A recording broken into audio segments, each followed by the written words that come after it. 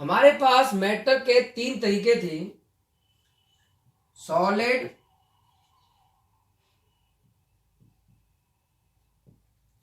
Liquid और gas. Solid, liquid और gas. ठीक है, अब आप ध्यान से समझना।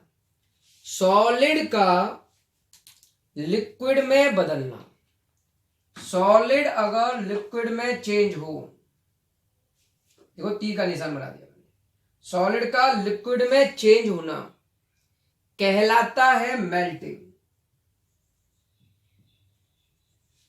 या इसे हम फ्यूजन भी कह सकते हैं। फ्यूजन, लिक्विड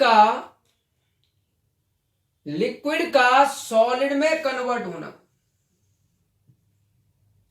लिक्विड का सॉलिड में कन्वर्ट होना कहलाएगा फ्रीजिंग। क्या कहलाएगा? फ्रीजिंग। अच्छी बात है। अब हम बात करते हैं सॉलिड की गैस के लिए। सॉलिड का गैस में कन्वर्ट होना, सॉलिड का गैस में कन्वर्ट होना, ये सॉलिड से चले और कन्वर्ट हो गए गैस में, ये कहलाता है, सॉलिड से सीधा गैस, ये कहलाता है सब्लिमेशन। सब्लिमेशन, सॉलिड से लिक्विड नहीं बना, सॉलिड से सीधा गैस, सब्लिमेशन। और गैस से उल्टा कन्वर्ट करा दूंगा मैं, गैस को कन्वर्ट कर दूं सॉलिड में, तो उसे बोलेंगे हम कंडेंसेशन। क्या कहेंगे? कंडेंसेशन। आ रहा है समझ में? अगला पॉइंट है लिक्विड और गैस। अगर हम लिक्विड को कन्वर्ट करें गैस में, लिक्विड को कन्वर्ट करें गैस में, तो उसे बोलेंगे वेपराइजेशन। वेपराइजेशन, वेपर्स बनाना, वेपराइजेशन। और अगर गैस को कन्वर्ट करें लिक्विड में, गैस को वापस कन्वर्ट करें लिक्विड में, तो उसे बोलते हैं LI, लिक्विफेक्शन। क्या बोलते हैं? लिक्विफेक्शन। तो ये था स्टेट कन्वर्जन, किसी पार्टिकल को किसी दूसरी स्टेट में कैसे बदला जाए। ओके, अब थोड़ा आगे समझते हैं। प्योर सबस्टेंस क्या होते हैं? जब सभी पार्टिकल सेम हो, पार्टिकल टॉपिक चल रहा है, ऑल पार्टिकल्स जो कि प्रेजेंट है किसी चीज में, ऑल पार्टिकल्स आर सेम। जब सारे पार्टिकल एक जैसे हों, सारे पार्टिकल एक जैसे हों और फिक्स कंपोजिशन में हों, अरेंज इन फिक्स्ड कंपोजिशन, सारे पार्टिकल सेम हो और वो एक फिक्स कंपोजिशन में हो, तो उसे बोलते हैं हम प्योर सबस्टेंस। इसके दो टाइप हमने पढ़े थे। पहला टाइप था एलिमेंट, पहला टाइप था एलिमेंट। अगर हम बात करते हैं एलिमेंट की, तो इसमें only one type atom present. Element वो होते हैं जिसमें केवल एक ही टाइप का एटम हो, वन टाइप एटम प्रेजेंट हो, तो उसे हम एलिमेंट कहते हैं। इसकी कैटेगरी में हमने पढ़ने हैं मेटल। पहला है मेटल। तो अगर हम बात करें मेटल की, जैसे कॉपर है, गोल्ड है, मेटल में कौन आया? कॉपर, जिसको हम Cu कहते हैं, gold Au, silver Ag, iron Fe, ये सब मेटल है। मेटल की क्या विशेष प्रॉपर्टी होती है? ये गुड कंडक्टर होते हैं, good conductor of heat and electricity. इनमें से आसानी से इलेक्ट्रिसिटी पास हो सकती है, गुड कंडक्टर है। इसलिए कॉपर के, सिल्वर के, गोल्ड के वायर बनाए जाते हैं। इनमें चमक होती है, चमक को हम बोलते हैं लश्चर, LUSTROUS। इनमें लश्चर होती है, चमक होती है। इसका मतलब चमक। जैसे कॉपर ब्राउन कलर का, गोल्ड येलो कलर का, सिल्वर व्हाइट कलर का होता है, तो ये चमक है उसकी। मेटल मैलेबल होते हैं, मेटल मैलेबल होते हैं, मतलब इनको पीट कर, मेटल को पीट कर हम उसकी सीट बना सकते हैं। ये डक्टाइल होते हैं, मतलब डक्टाइल, DU स्पेलिंग गड़बड़ लग रही है, DUC। ये डक्टाइल होते हैं, मतलब इनको खींचकर इनके वायर बनाए जा सकते हैं। मोस्टली मेटल सॉलिड फॉर्म में एग्जिस्ट करते हैं।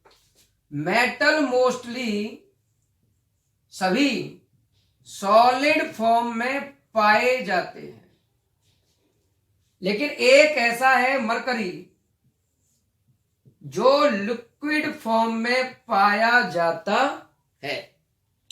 तो ये थे एलिमेंट का पहला टाइप, मेटल।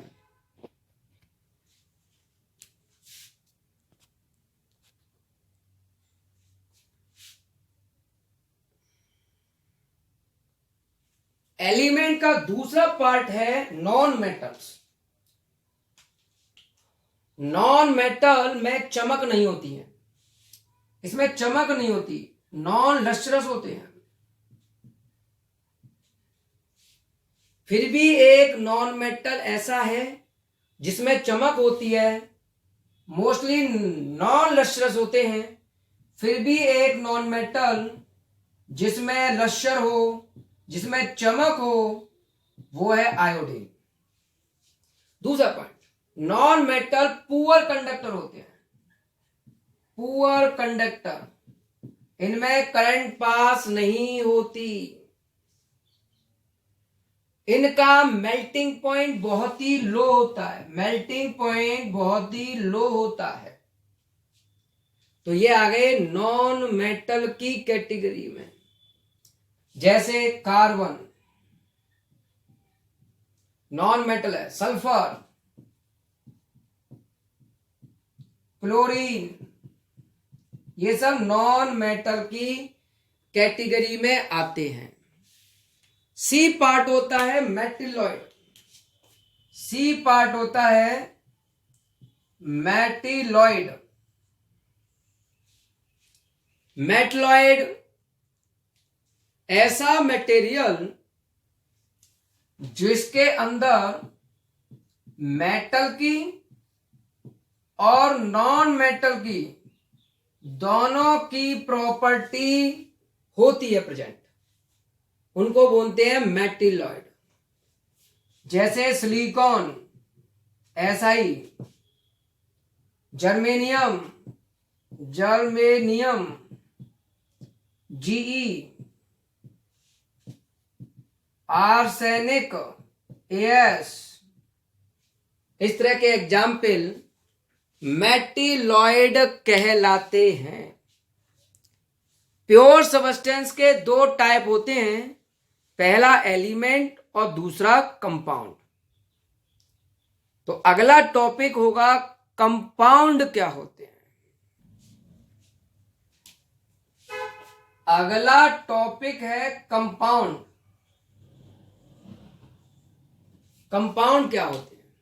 तो सबसे पहले समझो कि अगर हम दो एटम को मिक्स करें, mixing of two atom, A plus A, इनको कंबाइन किया गया तो ये बन के आया A2 और इसको नाम दिया मॉलिक्यूल।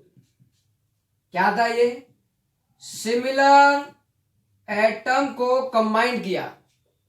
जब सिमिलर एटम को कंबाइन करते हैं तो बनता है मॉलिक्यूल्स। अगर हम A प्लस बी को कंबाइन करें तो बनेगा AB कंपाउंड। डिफरेंट एटम जब कंबाइंड होंगे, डिफरेंट एटम जब कंबाइंड होंगे तो बनता है कंपाउंड। यहां कंपाउंड में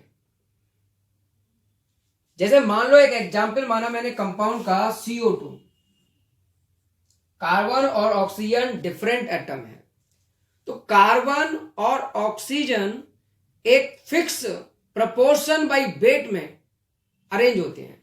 तो कार्बन ऑक्सीजन का फिक्स्ड प्रपोर्शन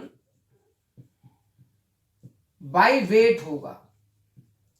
मतलब कार्बन का वेट 12 है और 16 इंटू 2 32, तो ये अरेंज हो गए 12 इंटू 32 में, एक फिक्स रेशियो में अरेंज होते हैं।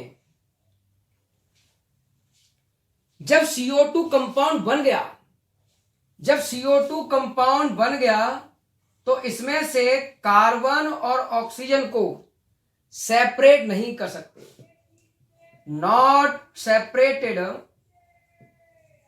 By physical method.